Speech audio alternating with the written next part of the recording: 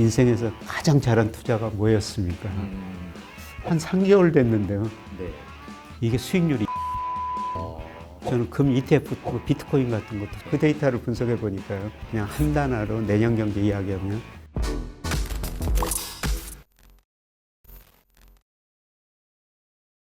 저희 이제 채널의 구독자분들 중에서 이제 가장 궁금해하실 부분인 것 같아요. 자산 가격 그리고 어떤 자산 배분 전략. 일단 그 월가의 루비니 뉴욕대 교수 같은 경우에는 뭐 향후 10년 동안 뭐 스태그플레이션으로 인해서 주식이나 채권이 굉장히 어려울 거다 이런 식의 의견을 좀 말씀을 하셨는데 교수님은 혹시 이 의견에 혹시 동의하실까요?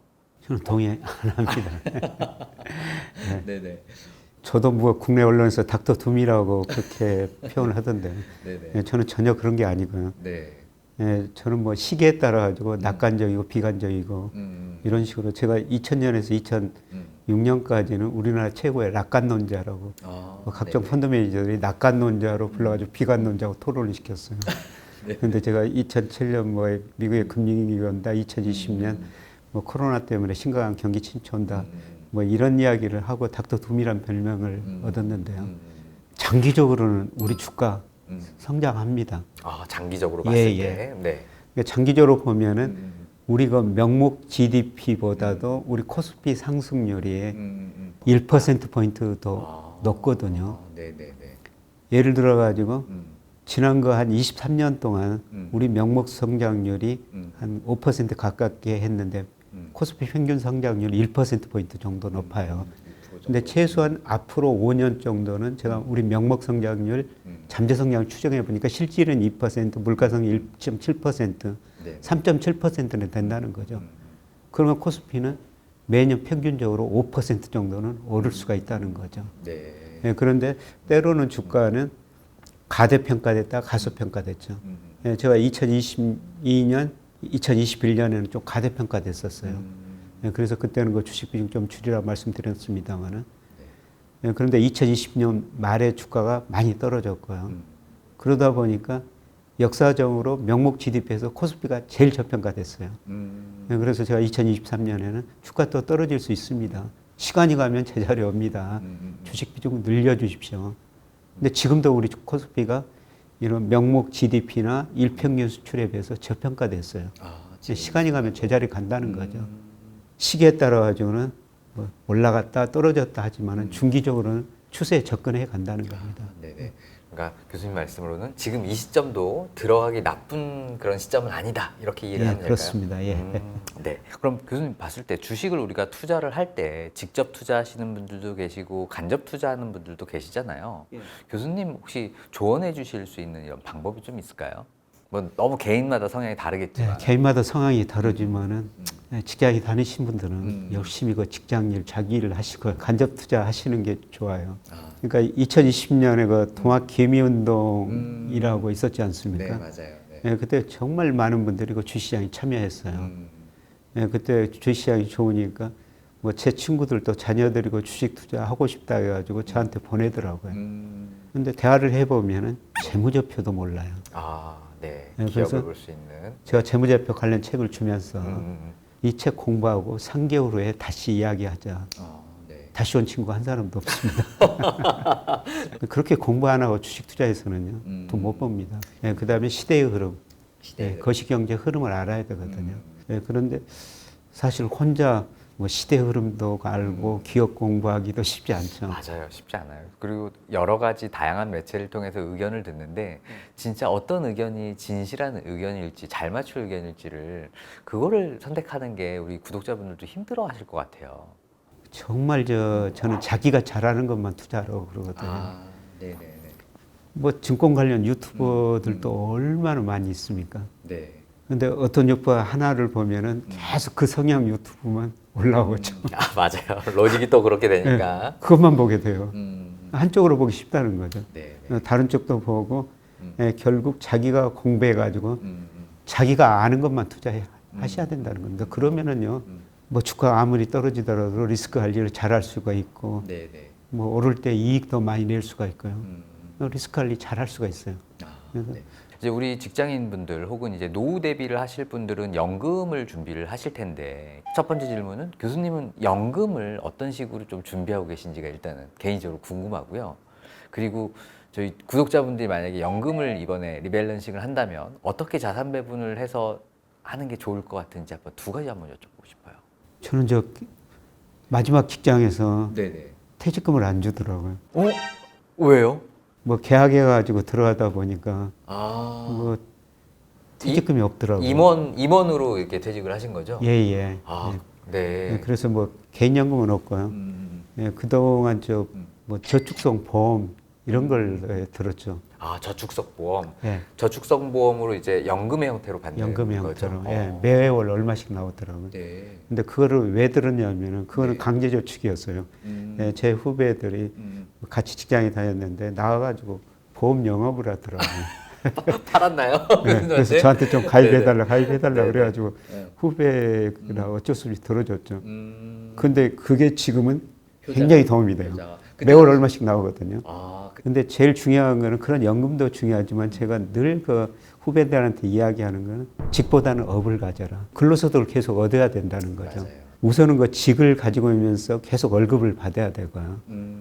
예, 제가 저 직시연금을 한 보험회사 가입했어요. 그때 여유자금이 있어가지고 한 네. 2억을 가입했더니요. 네. 2013년이었는데 네네. 직시연금 가입 매월 얼마를 주더라고요.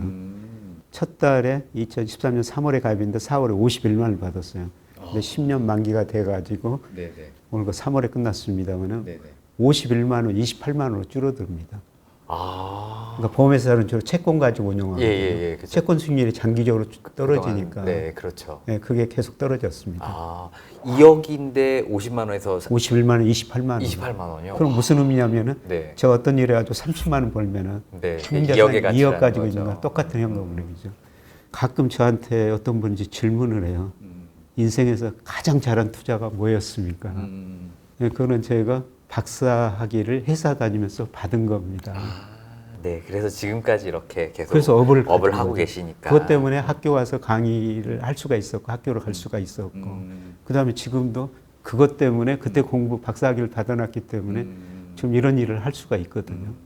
네. 예, 그래서 그 직장에 다니면서 공부해서 꼭 하나 업을 저는 가지라고 후배한테 권유하고 있어요. 그 대표적으로 제 제자 이야기 하는데요. 그 모 은행에서 그 은행에서 환율을 업무를 담당했어요. 제가 이런 이야기 하니까 저 야간 내원아주 이론을 공부했죠.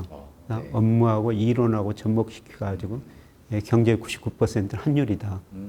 환율 전문가가 되어버려. 환율업이라는 걸 가진 겁니다. 네. 최근에 환율 보라니까 그 친구를 정말 많은 데서 찾거든요.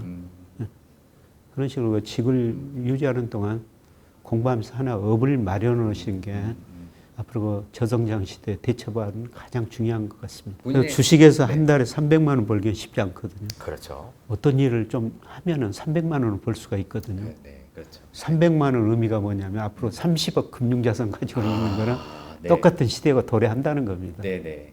직장이나 혹은 뭐 자기 사업을 하시는 분들도 영속해서 조금 할 수 있는 어떤 본인의 업을 지금부터 만들어가는 게 중요하다. 이렇게 그렇습니다. 예. 일하면 되겠죠. 그러면 이번에는 또 저희 채널이 또 부동산이다 보니까 부동산에 대해 또 안 여쭤볼 수가 없을 것 같아요. 2024년 부동산 시장은 어떻게 조금 보고 계실까요?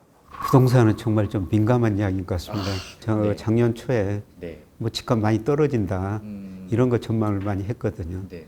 예, 그랬더니 그 진행자께서 집값 떨어진다 했는데 안 떨어지면은 스승할 제자들이 카네이션도 안 가져옵니다. 네네네. 예, 그래서 제 제자들이 지금도 집 언제 사야 되냐고 저한테 물어보거든요. 네. 근데 제 대답은 간단해요. 제가 살아보니까 집이라는 거는 사는 곳이더라. 사는 곳이다. 집은 있어야 되겠더라. 한 채는 있어야 된다. 예, 그럼 능력이 있으면은 음. 그 언제든지 사도 된다. 네. 예, 그런데 지금 집 살려면은 엄청난 돈이 필요하지 않습니까? 그렇죠. 네. 금융에서 돈 많이 빌려야 되거든요. 그러기에는 지금 좀 부담스럽다.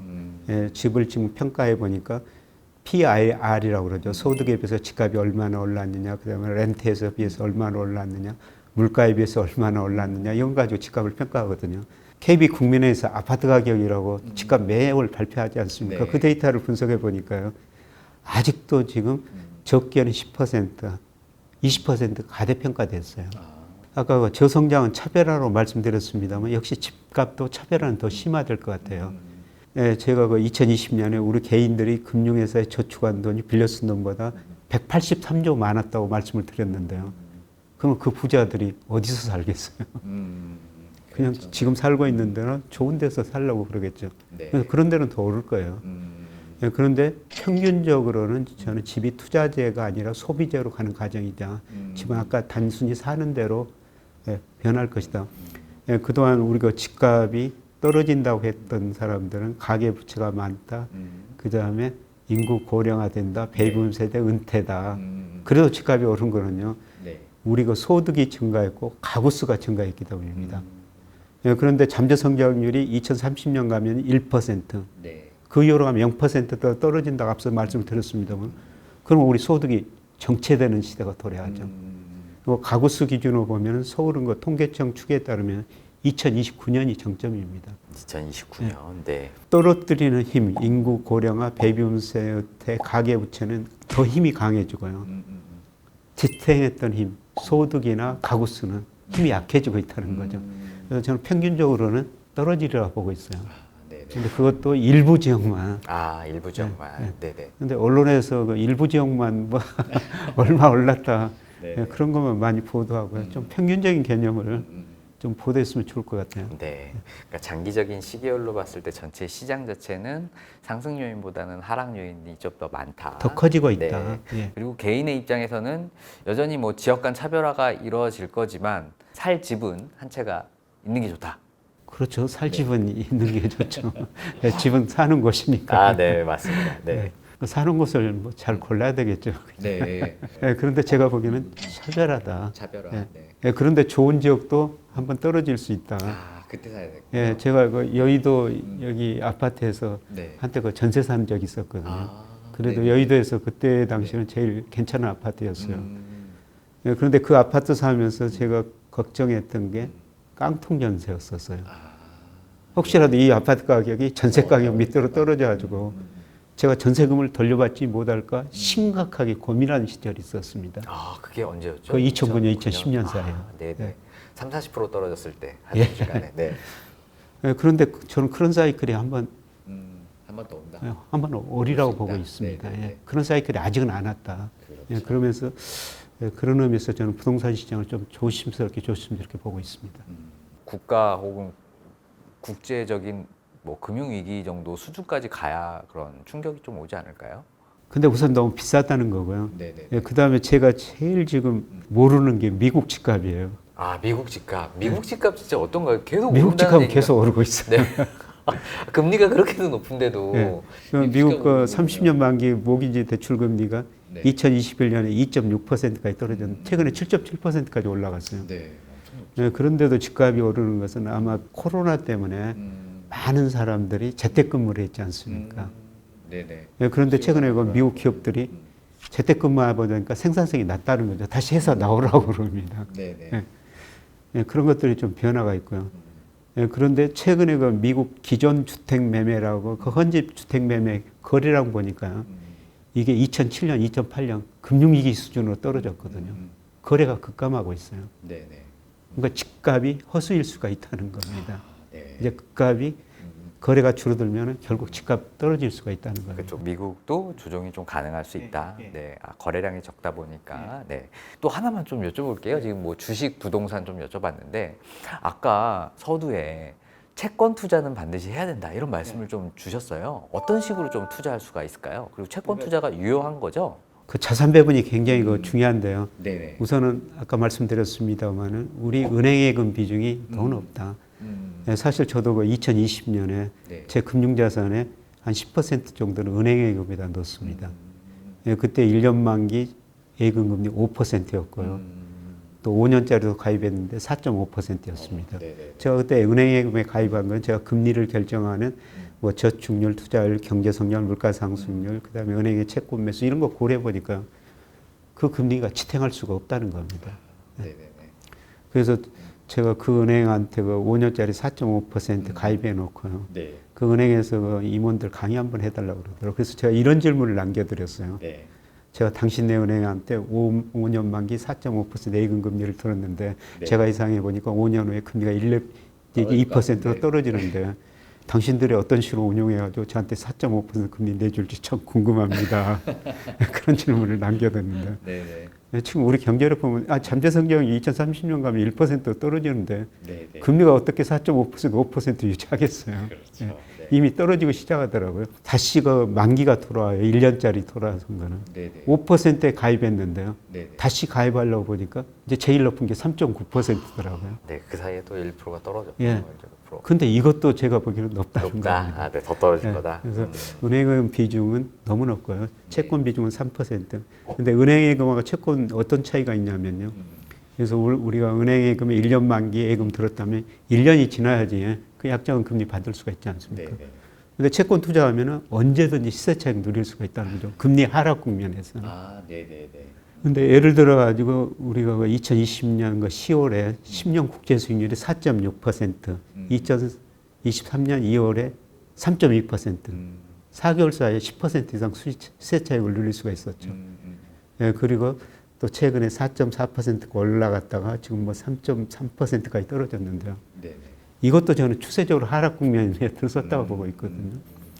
그래서 저도 뭐 제 금융자산의 한 20-30%를 채권 투자하는데요. 네. 예, 저는 뭐 직접 채권도 사지만은 ETF를 하고 있습니다. 네네. 근데 ETF에 1.5배짜리가 있거든요. 아, 네네. 예. 국고채 1.5배짜리. 국고채 30년짜리. 아, 네. 금리가 떨어질 때는 만기가 긴 걸 사야지 가격이 더 오르지 확실하게 않습니까? 오르죠. 네. 그래서 한 3개월 됐는데요. 네. 이게 수익률이 25%예요. 네. 투자. 채권에서도 그렇게 투자를 네. 수익을 낼 수가 있다는 겁니다. 네네. 그래서 저는 채권 투자를 꼭 하셔야 되고요. 네. 아까 그 장단기 금리 쳐가지고 미래 경기 예측한다. 우리가 채권 투자하면 경기를 공부할 수가 있게 됩니다. 예, 그래서 채권 투자해서 돈도 벌 수 있고 경기도 공부할 수 있으니까 좋죠. 네. 네. 지금 들어가도 뭐 늦지 않은 거죠? 너무 많이 떨어져 단기적으로 좀 반등할 거예요. 아, 예. 네네. 그럼 좀 더 보고 조정이 반등할 됐을 때 때마다 네, 조금씩. 지금부터 계속 조금씩 사가는 거는 괜찮을 것 같습니다. 네, 알겠습니다. 지난번 이제 6개월 전에 나오셨을 때 금 투자 한번 해봐라라고 조심히 의견을 주셨는데, 오, 지금 6개월 지났는데 금은 이미 뭐 온수당 2,000불 올라갔더라고요. 그래서 금값이 계속 올라가고 있는 것 같은데 2024년도에도 금 가격은 어떻게 좀 이 상황을 좀 유지하나요? 아니면 어떻게 될 것 같으세요? 예, 저는 뭐 중기적으로 더 올라갈 거라고 보고 있고요. 예, 저는 금 ETF 투자하라고 권유하고 있고 그다음에 네네네. 뭐 비트코인 같은 것도 투자하라고 권유하고 있습니다. 비트코인은 정말 많이 올랐죠. 예. 네. 예, 그런데 그 두 가지 가격 결정 요소를 보니까요. 비트코인이나 금 가격이나 달러 지수가 인덱스. 하락하거나 네. 달러 인덱스가 하락하거나 예, 그다음에 미 국채 수익률이 하락하면은 두 개가 오르거든요. 네네네. 그러니까 최근에 달러 지수 하락했고 미 국채 수익률 하락했죠. 그래서 두 개가 오른 거예요. 그런데 중기적으로 저는 미국의 그 대내 불균형이 너무 심화됐기 때문에 달러 가치 하락한다. 예, 그리고 미국 경제 성장률 낮아지면서 네. 국채 수익률도 국채 떨어진다. 그러니까 필연적으로 금이나 코인이 올라갈 수밖에 없다. 이런 근데 제가 지난번에도 나와서 말씀드렸을 것 같습니다. 많이는 하지 마시고 한 10% 이내. 10% 이내. 왜 그러냐면은 우리가 채권을 사면은 이자가 나오고 주식을 사면 배당이 나옵니다. 네네.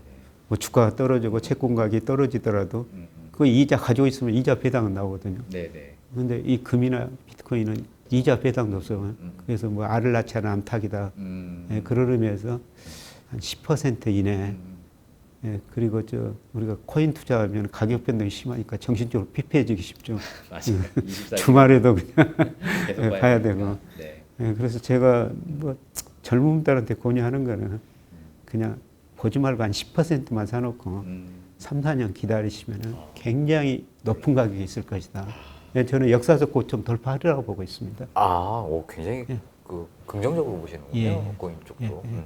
네. 좀 마지막으로 저희 또 KB부동산 TV 구독자분들께 변동성이 확대될 있을 2024년 자산 시장의 어떤 배분과 관련돼서 혹시 조언 한 말씀 좀 부탁드려도 될까요? 아까 근로소득이 중요하다고 말씀드렸으면 우리가 일하면서 근로소득 얻어야 되고요.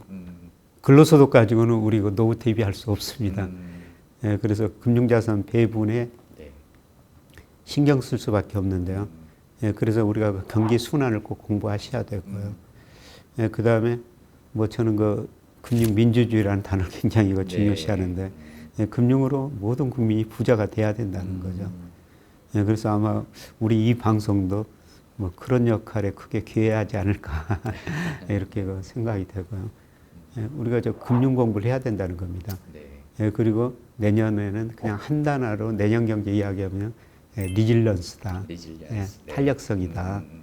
그래서 내년에도 주가가 뭐 3천 돌파하고 크게 추세적으로 상승하는 국면은 아니에요.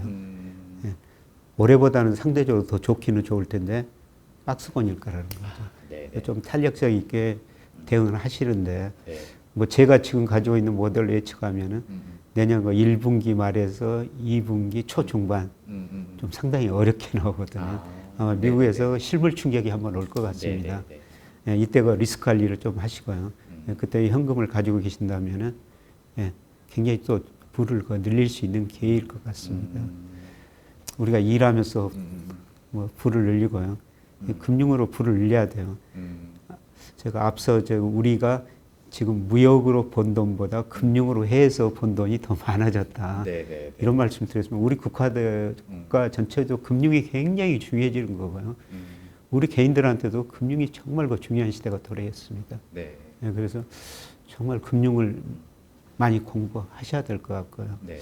네, 이런 걸 통해 가지고 좀 개인 부를 좀 많이 늘리셔 가지고 네, 좀 소득 차별화해서 이해해서 좀 나눴었으면 좋겠다. 네. 뭐 이런 말씀 드리고 싶습니다. 아유, 감사합니다.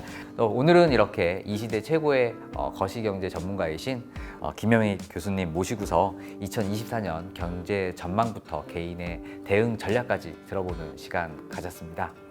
오늘 영상이 좋으셨다면 구독, 좋아요, 알림 설정 좀 부탁드리고요. 다음에도 더욱 알찬 영상 준비하도록 하겠습니다. 감사합니다. 네, 고맙습니다.